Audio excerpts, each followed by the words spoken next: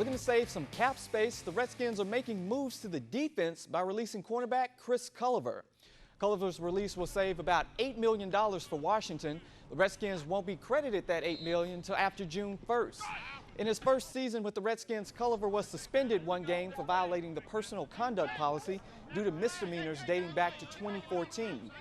Culliver's season later came to an end after a torn ACL and MCL during practice.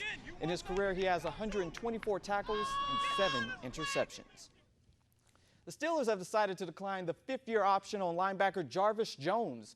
Jones was the 17th pick in 2013 and now will be looking for employment in 2016. If the Steelers had agreed to pay Jones, he would have made $8.4 million. The former Bulldog had a productive year in his career, playing in 15 games with 29 combined tackles and 2 sacks. Pittsburgh still has the right to work out a long-term deal that best fits the team's interests as well as Jones's. Bryce Harper has been hitting home runs this season. Now he's hitting to the bank. Harper has agreed to a 10-year extension with Under Armour that is the largest endorsement deal in Major League Baseball. Under Armour made the announcement today, but the details of the contract have yet to be discussed. Harper's been with the brand since 2011. The 2015 NL MVP has 9 home runs. The Nats will be back in action tonight at 8:15 versus the Royals. And after suffering a loss in the CAC championship game to York College, the Seagulls are ranked number 3 in the USILA coaches poll. At number 3, the Seagulls received 367 points and 5 first-place votes. With only 1 loss on the year, the Seagulls will have to wait for an at-large bid in the NCAA Division III tournament. The selection show is set for Sunday, May 8th at 9 p.m. King James and the Cavs picked up Game 1 victory over the Hawks last night in Cleveland. James not only got the win, but he passed the GOAT, Michael Jordan, in the process. James moves past Jordan in most playoff wins in his career with 120. LBJ has been linked to Jordan since his arrival in the league.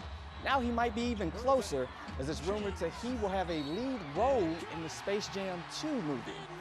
Game 2 will be back in Cleveland on Wednesday, and that game starts at 8 p.m.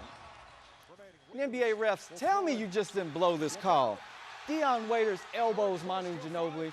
The Spurs will get the ball there and have at least about 3 attempts to get a playoff.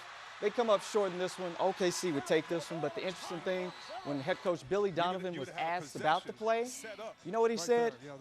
I don't know what you're talking about. Clearly, he saw that. I know he did. No. They won. He might as well go ahead and say it. It was okay. The play was over. But maybe he didn't see it. I don't know. Billy Donovan, I can tell you from my time at the University of Florida, he's always been an ethical man. So, but with eyes locked on the game, it's less than, what, 15 seconds left in the game? A coach has got to be watching. You're not on a BlackBerry so you're calling or anything. him a liar, basically. No. Yeah, I'm calling foul on that play. I'm calling foul. I didn't see anything. You saw it. You know you saw it. I didn't see anything. Appreciate it, Eric. All right.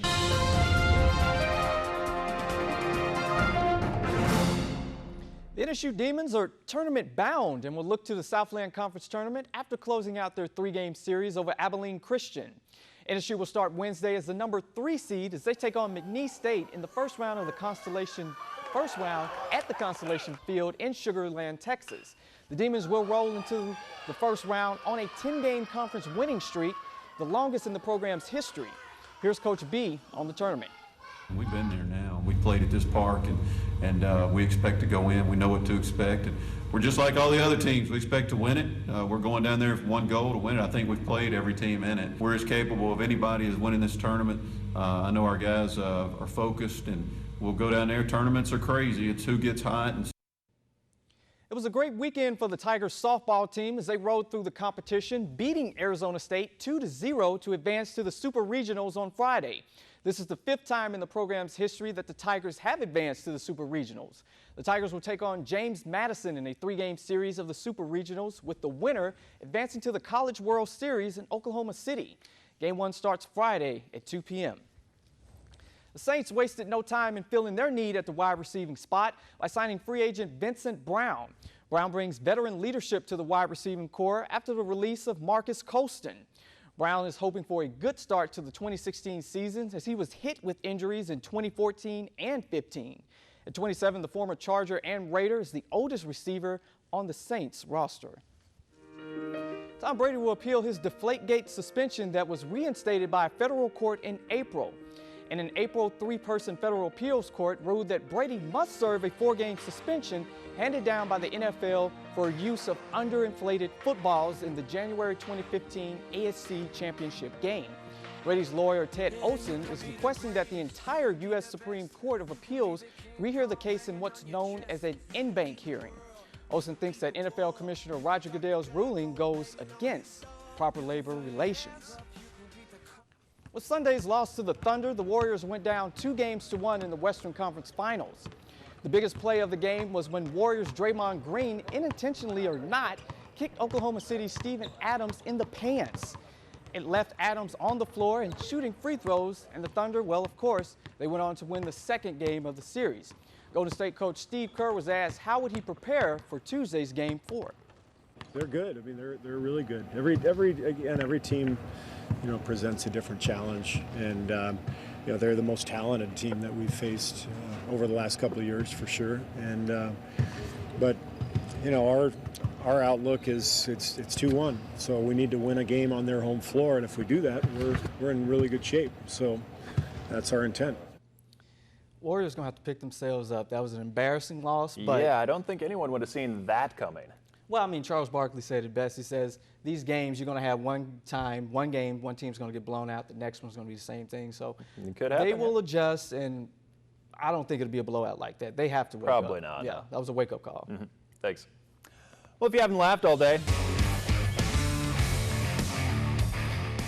Game 1 was definitely a game to be remembered by both teams in the Stanley Cup Finals.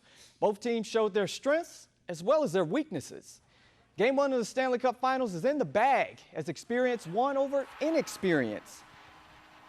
Early on, 2 goals, the Penguins would score, shutting out the Sharks in the first period.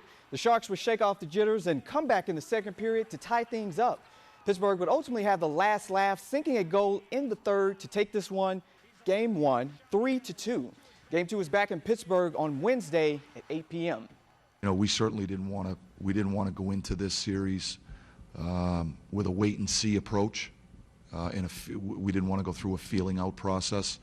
We wanted to try to go out and dictate the terms right away, and I think that's when we play our best, when we're on our toes and we skate. It's the first game of the series. It reminds me a lot of the St. Louis game for Game 1. I know we're going to get better. Our execution's got to get better. Part of it was some of the pressure they put on, but part of it was self-inflicted.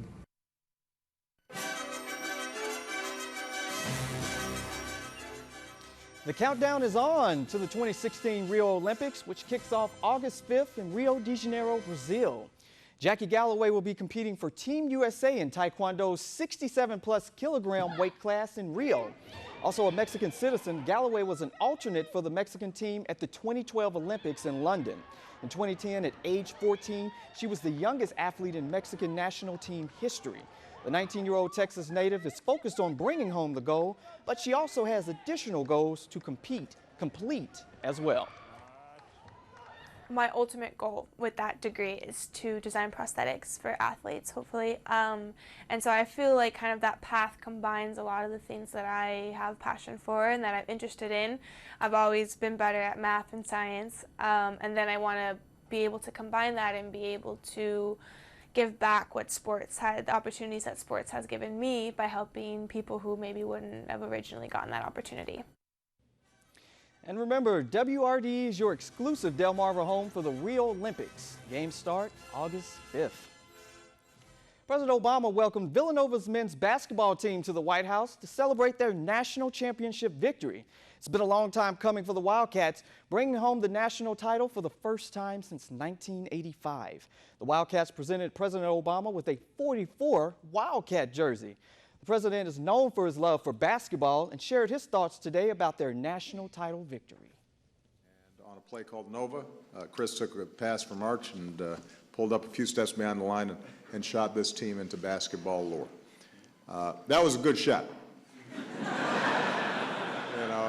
It was like a Christian Laettner shot. It was like a Jimmy V running up and down the court shot. Charles Barkley apparently jumped out of his seat, which he doesn't do very often these days. Funny thing about that, 1985 was the last time they got a national title. That was before I was born. So. Oh. Yeah. I watched the game. I can still remember the starting five. Dwayne McClain, Gary McClain. I wasn't even thought of, so. Ed Pinckney. It's all good. I was alive, but young. Yeah, I was only like 10, though. Yeah, All right, right. next, graduation.